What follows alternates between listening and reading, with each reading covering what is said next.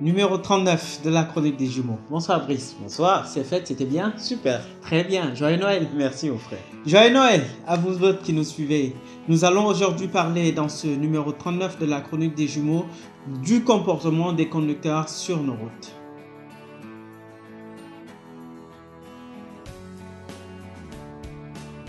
Merci beaucoup Serge. Waaw ni nga ko waxee dañuy waxtaanee tey tali bi dawalkatu oto yi ndax suñu seetloo bu baax accident yi ñu ngi yokk. Les accidents de la route connaissent une certaine récurrence dans notre pays. li ma ci bëgg wax rek mooy accident lu ñu mën a moytu la li muy bëri yëpp war nañ ko mën a moytu waaye ngir ñu mën ko moytu foog ñu xam lan moo koy causé. L'une des causes principales des accidents au Sénégal, je suis désolé de le dire, mais c'est l'indiscipline. Gis nga ndax oto xel moo koy dawal du xol ku si topp sa xol def musiba dama yaakaar ni su ñëpp dawee respecter le code de la route du ñu am yenn problème yi waaye avant ñu mën a respecter code de la route faw ñu xam ko. te xam code de la route mi ngi tàmmali ci obtention wu permis de conduire nan la ñuy amee permis de conduire au Sénégal léeg-léeg day ndiru sax lu xaw a yomb il faut ñu xam kan moo mérité am permis de conduire mais balaa moo ko am quel est le processus maanaam ban yoon la war a jaar ba am permis de conduire. J'ai vu que bientôt on va mettre en pratique en application le permis à points muy lu baax waaye damay ragal rek ni même permis à points xëy na du mën a régler problème bi li ko mën a régler mooy d'abord yar ngir yàlla sooy dawal respecter code de la route ku war a jéggi nga may ko mu jéggi su fekkee passage piéton la wala su fekkee dawoo à vive allure. Ñaari oto yi benn route bu xat et puis suñu route yi dafa xaw a xat suñu tali yi dañoo xaw a xat mënuñu di def yenn dépassement yi muy loolu yëpp ce sont des problèmes à régler. Mais l'autre chose ñu wax ko tamit mu metti lool mais dëgg la ne pas conduire en état d'ébriété. Xam nga man kuy naan ndox mu sell bi ku koy naan ak ku ko naanut man je n'ai pas de problème avec, mais boire et prendre le volant c'est un risque autant pour soi que pour la population. Ñi nga xam si dañuy jëfandikoo ndox boobu même suñu koy naan waaye ngalla nañ ko def ci moment boo xamante ni si waruñu dawal parce que tamit xam nga nit jóg rek génn këram di dem oto fel na ko wala nit taal otom di dem oto fel na ko accident am na et cetera dafa neexul tamit ci xol après ndogalu yàlla lañ la mais dafa neexul ci xol. Li may ñaan muy chauffeur transport en commun di taximan di car rapide di num tudd njaga njaay di particulier yi tali xol teguwu ci xel a ciy tegu nañuy mën di muñalante di mayante saa yu jotee. Et puis piétons yi ñu calculer leen tamit tali yi dafa xat te suñu trottoir yi baaxul torop le temps gouvernement di régler affaire yooyu noonu ñu xool nu ñuy leen di mayee ñoom tamit fu ñu war a mën a jéggee ñu jéggi fa.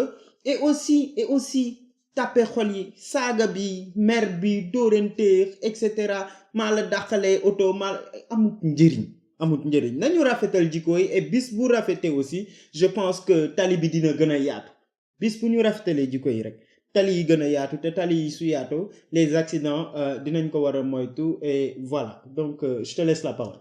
Merci Brice. En réalité c'est un problème qui ne devrait pas être dur à régler. Normalement c'est un problème qui devait être facile à gérer mais encore il faut que chacun le veuille. Il faut que chacun accepte de laisser une partie de sa nervosité, une partie je sais pas de son comportement naturel pour s'ouvrir, c'est-à-dire ne pas utiliser son cœur comme tu dis, mais plutôt utiliser la tête en conduisant.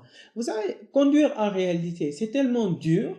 Moi, je me souviens avant d'avoir le permis, mais même quand j'ai eu le permis, j'aimais tellement conduire, mais aujourd'hui, je préfère vraiment qu'on conduise pour moi. Donc, pour ceux qui font les longs voyages, la chose la plus principale, c'est de se reposer. C'est-à-dire, le repos est primordial pour tout conducteur.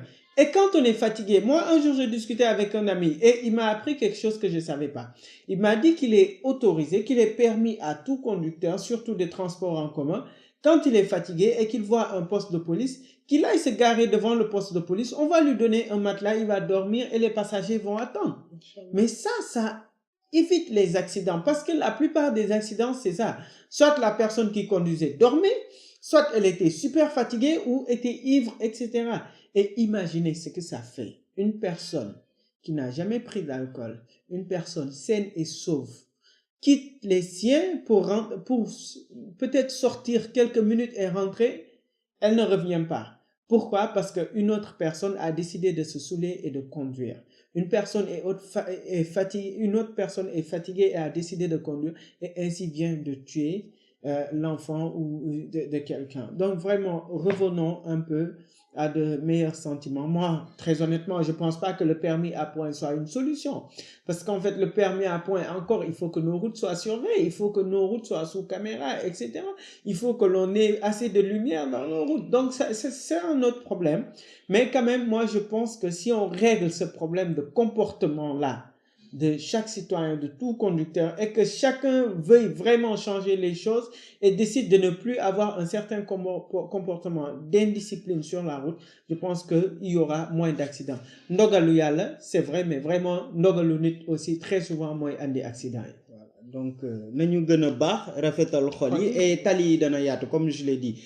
Avant de terminer, sur plusieurs numéros, désormais les gars, on va vous appeler à aller vous inscrire sur les listes. Allez vous inscrire pour votre carte biométrique. Les modalités sont claires, définies sur Internet. Dem len ngeen xol no leen amé carte yoy. C'est devenu plus simple avec un extrait seulement. Avec un extrait, vous pouvez avoir votre... Donc, et vu que suñu carte rek la ñu am, ñu mën a régler problème boobu. Jërëjëf. Absolument. C'est cher. Merci beaucoup. Merci beaucoup et la famille à la semaine prochaine, Inch'Allah.